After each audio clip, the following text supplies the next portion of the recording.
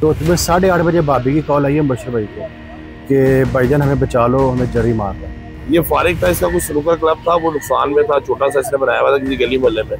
तो इसकी सिस्टर ने समर की आके रिक्वेस्ट की कि भाई वो फारिग है, क्या करें। तो उसने कहा आपकी शॉप पे मेरे पास हाल लोड आ जा। तो ये उसको 50,000 महीने की सैलरी भी देता था। ना हमारा कोई लेन देन है, ना प्रॉपर्टी का कोई इशू है, ना बिजनेस का कोई इशू है। हत्ता कि हाँ इतना है, जो कातिल है बहनोई है समर का, वो समर के पास हार रोड पे मुलाजमत करता था। तो इसने मुकम्मल इसने अपनी सिस्टर को 2 घर बना के दिए हैं ये लालादार में, जिसका किराया जो है वो इनको आता है, ताकि वो इनकी मतलब आमदनी का सिलसिला बना रहे। और वो बंदा एक बंदे के हाथ के काबू आने वाला बंदा नहीं है। मतलब उसकी जिसामत, उसकी वर्क एक्सरसाइज या उसका जो कंडीशन है कि वो ऐसा नहीं है कि मतलब एक बंदा हो बिल्कुल ना डाल और उसको आप हाथ लगा रहे हैं और वो बिल्कुल ऐसे। उसने बताया कि मैंने अनाम में आके उसको कत्ल कर दिया।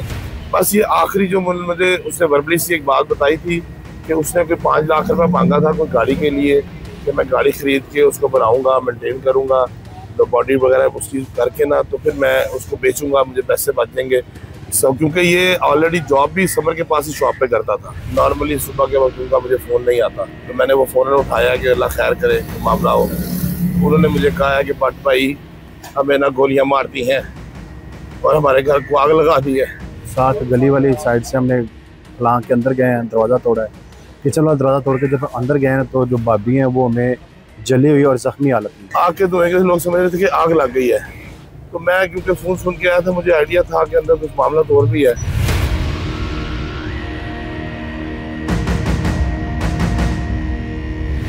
अस्सलाम वालेकुम नाजरीन, मैं हूं आपका मेज़बान नुमान शेख। आप देख रहे हैं एक्सप्रेस एक्सक्लूसिव। नाज़रीन, सब्ज़ाज़ार के इलाके में दोहरे कत्ल की अंधोनाक बात। इसमें बहनोई ने अपने साले को ना सिर्फ कत्ल किया बल्कि बहन को भी जो है गोलियां मारकर कत्ल कर दिया, और तमाम तर वाक़े के शवाहिद मिटाने के लिए कमरे को आग भी लगाने की कोशिश की। ये वाक़या कैसे पेश आया, मकतूल के करीबी अजीज़ जो है इब्रार, वो मेरे साथ मौजूद हैं। इब्रार साहब से बात करते हैं। इब्रार साहब बताइएगा ज़रा ये किस तरह वाक़या पेश आया। भाईजान मामला कुछ यूँ है कि सुबह 7:45 तक बच्चे स्कूल जाते हैं। तो अभी हमने रिक्शे वाले को बुला के उससे पूछा कि तुमने जब तुम बच्चों को लेने आए थे तुमने आसपास कोई मशकूक चीज़ देखी? कहता भाई ऐसा कुछ नहीं है। तो तुम्हें 8:30 बजे भाभी की कॉल आई है बशर भाई को कि भाईजान हमें बचा लो, हमें जरी मार रहा है। तो मुबशर भाई अपने घर से दौड़े हैं, मैं अपनी साइड पे गया हुआ था, मैं वहाँ से दौड़ा हूँ।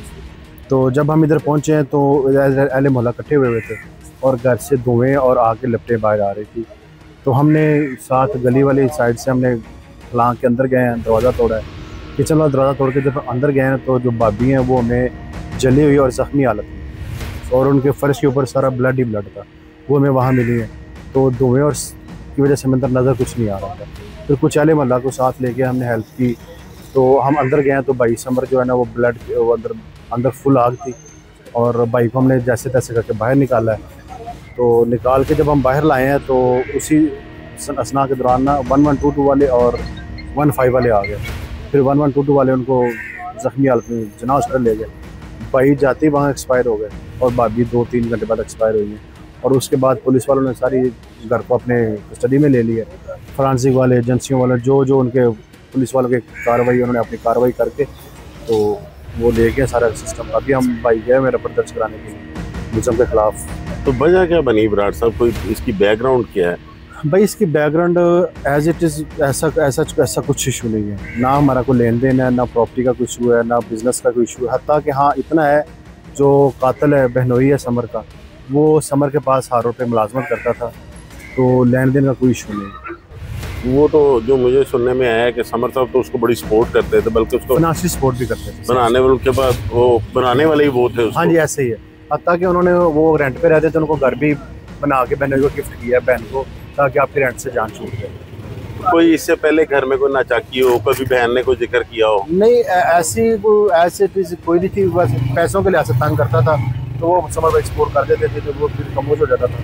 तब तक उसको फाइनेंशियल सपोर्ट करने के लिए उसको अपने पास मुलाजमा रखा है, ताकि वो उसकी फाइनेंशियल हेल्प हो सके। इस तरह की कोई बात हो कि कोई नशा वगैरह करता हो या कुछ? ये हम ऐसा नहीं कह सकते कि वो नशा करता था या नहीं करता था, लेकिन आप अगर देखेंगे, थाने जाएंगे देखेंगे तो आपको नज़र आ जाएगा वो करता था या नहीं करता था। बहुत शुक्रिया इब्रार साहब आपके वक्त। जैसे कि आपने इब्रार साहब की सारी बातें सुनी कि किस तरह वो बहनोई जो थे वो बाकायदा उसको सपोर्ट करते थे, जो साला साहब थे वो बहनोई को, लेकिन उसके बावजूद ये वाक़या पेश आया। इसके पसे पर्दा क्या हक़ाइक़ है, ये तो मुल्ज़िम की जो तफ्तीश होगी उसमें सामने आएंगे। सुबह को तकरीबन 8:30 बजे का वाक़या था। वो आए हैं, उन्होंने आके फायरिंग की है, उसके बाद उनकी डेथ हो गई है। उनकी मिसेज़ ने, हमारे रिलेटिव ने, मुबशर भट्ट साहब उनको कॉल की है कि ये इस तरह वाक़या हुआ है कि उसने आके समर को गोलियाँ मार दी।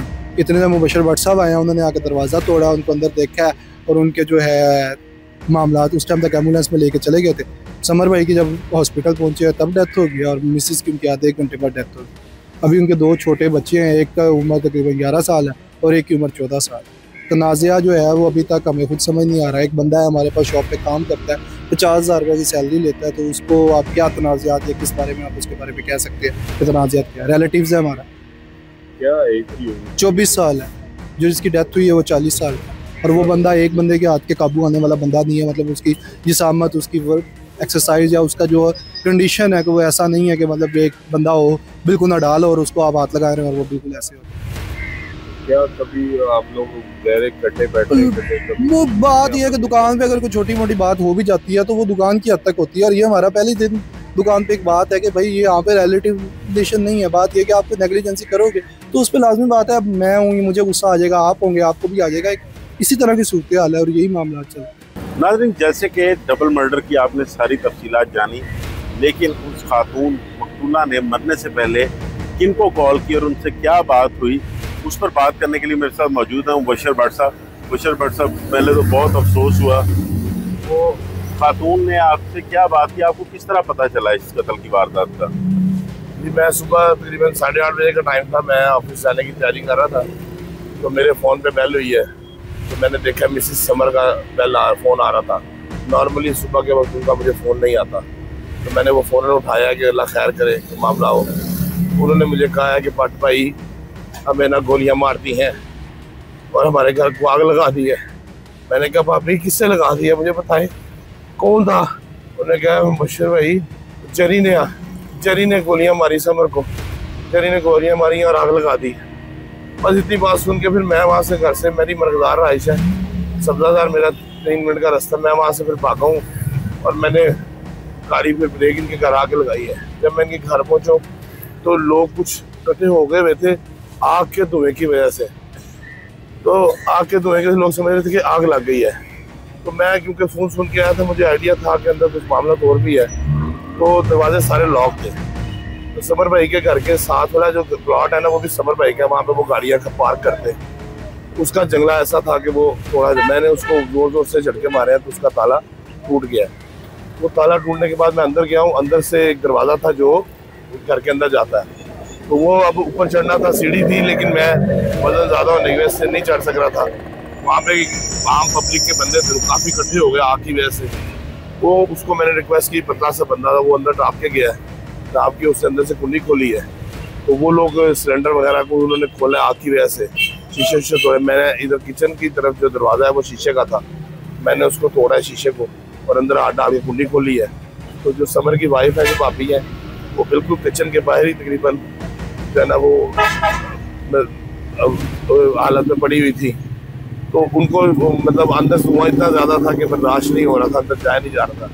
फिर भी उन लोगों की मेहरबानी, उन्होंने जल्दी से उनको खींच के गैराज की तरफ किया। उसके बाद समर को हमने ढूंढना शुरू किया, तो समर अपने बेडरूम में ही हमें, जिसमें आग लगी हुई थी, वहीं पर धुएं में से मिला है। उसको हम बाहर लेके आए हैं। उस वक्त उसकी सांसें कुछ चल रही थी, भाभी की भी सांस उस वक्त चल रही थी। उन्होंने मुझे 3-4 दफ़ा बुलाया भी है भाई भाई कह के, लेकिन जब तक 11 22 आई और उनका फर्स्ट एड दिया तब तक मेरा ख्याल लेट हो गई थी। तो ये सारा मामला है सुभान भाई। तो आप क्योंकि बहुत करीबी दोस्त हो मुबशर भाई, तो ये क्या वजह क्या बनी, कोई समझ में आई? कोई समझ में नहीं आ रही। ऐसा कोई मामला नहीं था, मतलब मेरे साथ समर सारी बातें शेयर करता था। अगर कोई ऐसा एक्सट्रीम तक मामला भी होता तो मुझे पता होता। बस ये आखिरी जो मुझे उसने वर्बली सी एक बात बताई थी कि उसने कोई 5 लाख रुपये मांगा था कोई गाड़ी के लिए, कि मैं गाड़ी खरीद के उसको बनाऊंगा, मेंटेन करूंगा, तो बॉडी वगैरह उसकी करके ना, तो फिर मैं उसको बेचूंगा, मुझे पैसे बच जाएंगे सब। क्योंकि ये ऑलरेडी जॉब भी समर के पास ही शॉप पे करता था, ये फारिग था, इसका कुछ स्नूकर क्लब था, वो नुकसान में था, छोटा सा इसने बनाया हुआ था किसी गली मोहल्ले में। तो इसकी सिस्टर ने समर की आके रिक्वेस्ट की कि भाई वो फारिग है क्या करें, तो उसने कहा यार तू शॉप पे मेरे पास हाल लोड आ जा। तो ये उसको 50,000 रुपये महीने की सैलरी भी देता था। तो ये भी सुनने में आया है कोई के घर भी इन्होंने लेके दिया हुआ था। जी बिल्कुल, जब समर के वालिद साहब का इंतकाल हुआ तो ज़ाहिर है उसकी 4 बहनें हैं, उसने सबके हिस्से किए हैं। तो समर ने किसी को भी कैश नहीं पे दिया था, उसने अपनी बहनों को घर बना के दिए थे ताकि उनकी लाइफ में मतलब प्रॉब्लम, कैश मिस यूज़ हो जाता है, आपको पता ही है। तो इसने अपनी सिस्टर को 2 घर बना के दिए हैं ये लालाजार में, जिसका किराया जो है वो इनको आता है ताकि वो इनकी मतलब आमदनी का सिलसिला बना रहे। तो अभी पुलिस क्या बता रही है? अभी पुलिस सुबह से हमसे ये इन्वेस्टिगेशन वगैरह कर रही है। ये जो बात मैंने आपसे बताई है यही बात मैंने उनको भी बताई है सारी। इसमें कोई हिलो हजत नहीं है, कोई दूसरी बात नहीं है। गिरफ्तारी के मुतालिक बताया इन्होंने कि वो हमने गुलशन अभी उन्होंने गिरफ्तार कर लिया था, उसके बाद ये सब्जादार ले आए थे। और अभी कुछ लोग कह रहे हैं कि उसने इतराफ़ कर लिया है, कुछ कह रहे नहीं किया। अभी तक जो करंट मुझे पता चला है वो ये पता लगा कि उसने बताया कि मैंने अनाम में आके उसको कत्ल कर दिया। मैंने बेल बजाई है, भाभी ने दरवाज़ा खोला है तो उन्होंने कहा जाहिर है कि वो दामाद था, घर का जुआई था। उन्होंने कहा भाई आप कह रहे हैं इस वक्त? उसने कहा जी मैंने समर भाई से मुझे काम है, आप उनको बताएं। भाभी अंदर गई हैं तो वो गैराज में आ गया है, उन्होंने दरवाज़ा लॉक नहीं किया भाभी ने, जाहिर है फैमिली का बंदा था। तो जब वो अंदर गई हैं तो कैमरा उतार रहा था, वो जब वापस आई हैं उसको बुलाने के लिए तो कैमरा गैराज में लगा हुआ था ना, वो उतार रहा था। तो वहीं पे उसने फिर उसको गोलियां, मतलब उसके बयान के मुताबिक ही मुझे पता चला कि वहीं पे फिर उसने गोलियां चलाई शुरू की है। फिर समर भाई को उसने गोली मारी है और इसी तरह उसने पेट्रोल निकाल के बाइक में से उसको कमरे को आग लगा दी। बहुत शुक्रिया मोशर्रफ डॉक्टर साहब आपका।